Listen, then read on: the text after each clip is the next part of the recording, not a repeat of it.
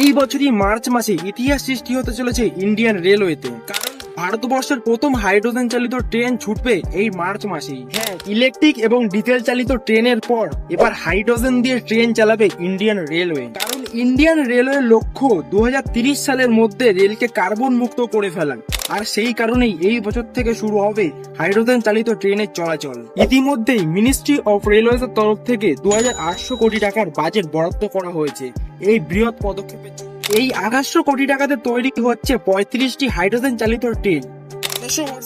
এই ভারতীয় ট্রেনের ইঞ্জিনগুলি হতে চলেছে বিশ্বের সব থেকে হাই ক্যাপাসিটি ইঞ্জিন এটি। এই মার্চ মাসের 26 তারিখে নর্দার্ন রেলওয়ে দিল্লি ডিভিশনে জিন সোনিপত রেলওয়ে ট্যাঙ্কে ভারতবর্ষের প্রথম হাইড্রোজেন চালিত ট্রেনটি ছুটবে। 89 কিলোমিটারের দীর্ঘ এই রেলপথই লেখা হবে ভারতবর্ষের রেলওয়ের নতুন ইতিহাস। অবশ্য অনেকেই বলেছেন হাইড্রোজেন ট্রেনের পিছনে পয়সা খরচ না করে লোকাল ট্রেনের সংখ্যা বাড়াতে। তবে ভারতীয় রেলওয়ের এই নতুন পদক্ষেপ নিয়ে আপনার কি মতামত কমেন্ট বক্সে জানাতে ভুলবেন না কিন্তু।